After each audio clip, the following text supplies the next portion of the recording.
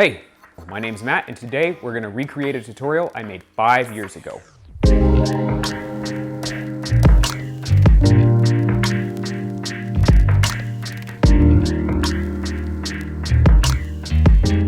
A few years ago, I created a tutorial on how to create G-code from an EagleCAD project using PCB G-code. PCB G-code was a fantastic user library plugin for Eagle. Unfortunately, EagleCAD no longer supports PCB G-code, but that's okay because Eagle is now owned by Autodesk, and Autodesk includes Eagle with Fusion 360, which is fantastic news because Fusion 360 is free for makers and hobbyists. So, without any further ado, let's jump in, find out how we can get this going. Alright guys, so now that we're in front of the computer, the first thing we're going to do is go to the Fusion 360 website. They have a campaign that allows you to get Fusion 360 free for personal use. So, free for you, it says right there. You're going to scroll down to the bottom of the page where it says activate Fusion 360 for personal use. Give that a click, and you're going to be prompted to create an account. Next, you're going to go ahead and download FlatCAM. FlatCAM is a Python-based program that is used for creating CAM paths using Gerber and Excellon files. So just come over here, we're going to download this guy. You can use Linux or you can do the installation for Windows hardware. The way that I had to do it, because some of the Bitbucket stuff is weird, come over here to Bitbucket, and we're just going to scroll down. We're going to grab 8.5 because it has an installer. This is definitely the easiest way to do it. It's a little out of date, just a little bit, but it'll work for what we're doing. So after we have both of those guys installed, let's go ahead and pull up Fusion 360. Now I have the same board that I used for my last tutorial a few years ago. So if I open a recent file, I'm going to have to open from my computer. I'm going to have to go all the way into my stuff here, and we're just going to open this board file. And here we go, exact same one as before. And you can see Fusion 360 has EagleCAD built in now, so it can open board files and schematic files just fine. Now we're going to come over here to manufacturing, go to our CAM processor setup, and we are going to turn off everything that we don't need. So we don't need pick and place, we don't need a bill of material, we do need the drill. You can have the silk screen if you want to etch those. I'm not going to etch any silk screen, so I'm just going to take those guys off. We don't have any solder paste. Solder mask, you can use these for creating a solder mask later, but I'm not going to use them right now.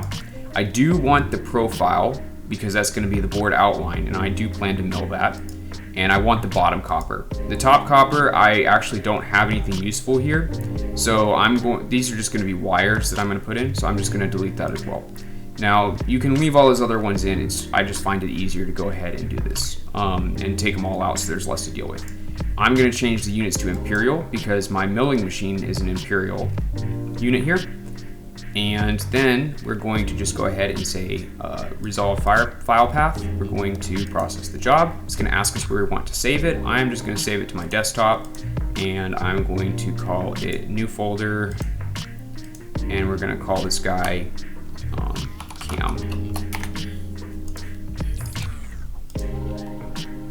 Okay, so if we go to the desktop and go to that CAM folder, we can see we have our drill files, the Excellon, and the Gerber files. So we have the profile, the Gerber job, and the copper bottom.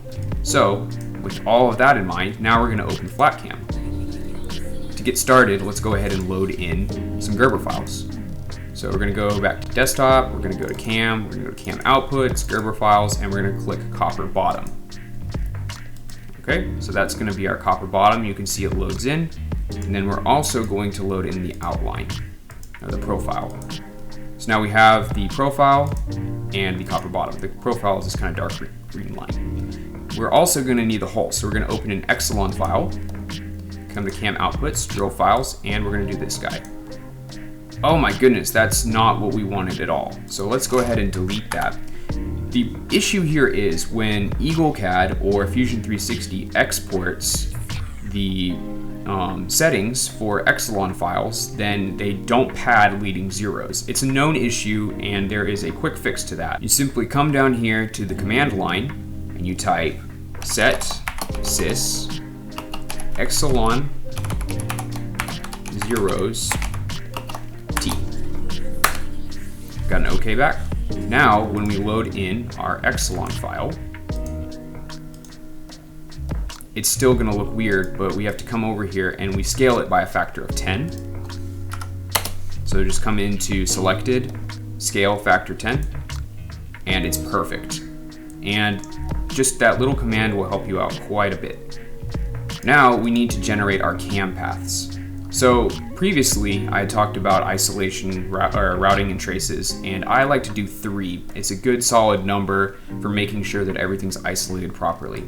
In PCB G-code, there was a nice little menu. In here, there's also a nice menu. You come over to this, whatever trace you want to work with, whatever isolation path, selected, and you can select the number of passes here. You also have your tool diameter, which you will measure or calculate based on the angle of your bit, and then the overlap. Now this is in percent. This is 15% overlap. Another thing that I like to do is combine my passes, and this makes it all run on the same G-code operation. So if you don't check this and you have 3 passes, it's going to generate 3 G-code files, which is good if you have different tools. But since I'm just going to use the same tool, I'm just going to check that. So I'm going to generate this geometry, and you'll see now we have all of these isolation passes going on here. Next, we're going to generate the outline. So we're going to click on the profile, and we're going to generate the board cutout. Now, one thing that's important here is the gaps. You can have 4 gaps, 2 gaps, or 2 gaps. What that's going to be is it's going to pick up the bit and leave a section of PCB intact on the sides here, so that way it doesn't go flying away whenever it makes the complete cutout. You can set the gap size in inches here, your tool diameter, and the margin. That's how far away you're going to be from the board. So I'm going to use 4 tabs. My tool diameter is actually 0.1, and I'm going to change my margin down a little bit. That's a 10% margin, so I'm going to make it 5% margin and generate that geometry.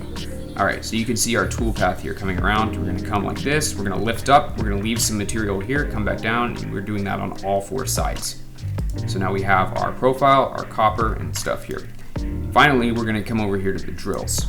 Now, in my original board file, I had 5 different sizes of drills, and some people need different sizes of drills. I don't really. I mean, it's just all through-hole components. I do it all with the same drill. So I'm going to leave this tool change unchecked, and what that's going to do is that's just going to keep all of these tools on the same tool path here, and that's perfectly fine for me. I don't need to do tool changes, so I'm just leave that unchecked. Here's our cut Z. This is how deep we want it to drill. This is how fast we want it to go when we're drilling. And then this is how fast we want it to move when we're rapiding. I'm actually going to make this a little faster because 3 inches per minute is very slow. So then we can come down here and we're going to say our spindle speed. I'm going to set this to 15,000, and I'm going to generate this path. And if we come back over here, now we can see that all of our drills, we have these rapids in yellow, and we have the number, which order the drill is next to each drill. So this is all great. We have all of these toolpaths generated, but how do we export them? We come over here and we're going to click on this guy.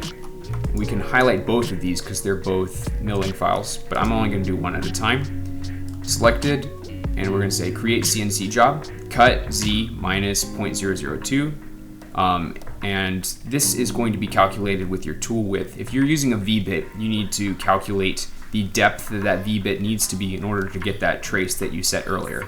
And that's one of the tricky things, but if you guys want a tutorial on how to do that math, I can do that as well. So we have our tool diameter and our cut Z, which are going to be dependent on each other. We're going to set spindle speed. We're doing a V-bit, so I'm going to make that really fast. And we're just going to make this, the travel Z is 0.1 and the feed rate is 3. That's reasonable for cutting. And we're going to generate this toolpath. Oh crap, that's the cutout. All right, so let's go back and we're going to delete the cutout.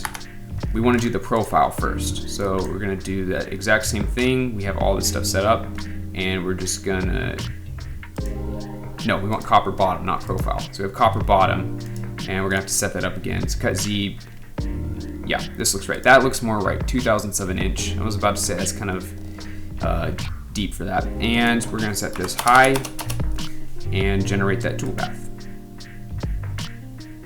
It takes a second, but now you can see the blue line is where the toolpath was generated. And you can see we've got all of these milled traces. Now, like I said in my previous video, this also has some caveats. Like for down here, if you look closely, even though there's isolation, the trace isn't being milled. And that's because this gap is smaller than our tool. So the things we could do is we could go back and we could use a smaller tool, or the wiser thing to do would be to make this trace slightly more narrow, or to just go ahead and remove this copper here, because I just poured a ground plane. I could easily go back and remove that to have some isolation there. There's a couple spots on the board, but you really definitely want to just walk around here and make sure that you don't have any areas that are supposed to be isolated and are not. Because we're not removing all of the copper and only selectively isolating traces, it's not the same as it would be at a PCB fab house, and you actually really need to make sure that there's isolation between all of your traces. So that looks decent. I'm not gonna go back and fix that right now, but let's go ahead and do our profile now. So our profile is the border of the board, which you can see here, this guy. So let's make a CNC job. Cut Z, that's 2007 inch. We're gonna make that a little deeper. So our PCB thickness, I'm gonna make it minus 0.1 inches. That's gonna be overkill, but that's fine. Travel Z, 0.1, feed rate 3. I'm gonna slow this down a little bit because that's a pretty deep cut. And we're gonna set this speed a little lower because we're using a bigger end mill. It's about 12,000 RPM. Tool diameter, we're gonna set this to 0.1, and we're gonna generate that toolpath. So you can see here now, we have this toolpath coming around the edge of the board.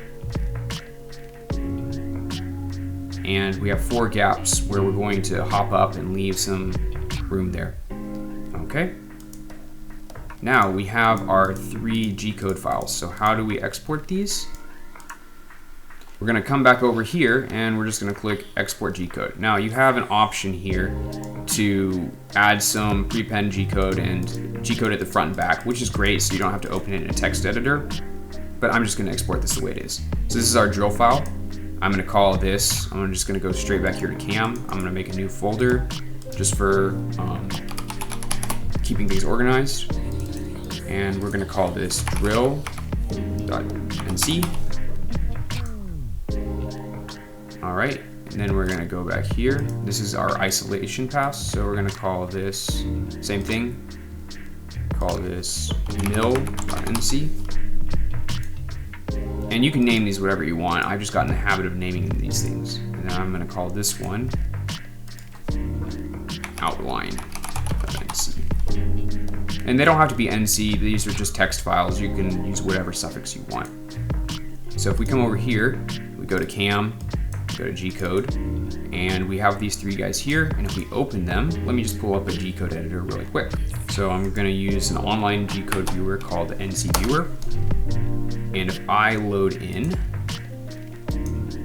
these guys from desktop and I do, let's do mill, you can see now we have our isolation traces. And if I load in the outline, we have our outline. And if I load in the drills, we have our drills. So there you have it. That's how you can use Fusion 360 and FlatCAM in order to generate CNC files for your boards. And it's as easy as that. Now, of course, I'm not the world's greatest subject expert in Fusion 360 and EagleCAD and FlatCAM, so I probably missed something somewhere. Now, if you have a suggestion or a correction, please leave it in the comments below so others can learn. But if you enjoyed this video and found it useful, consider giving me a like or subscribing. It lets me know that you're into this sort of thing and that you would like to see more of it. So, until next time, keep making what you love to make.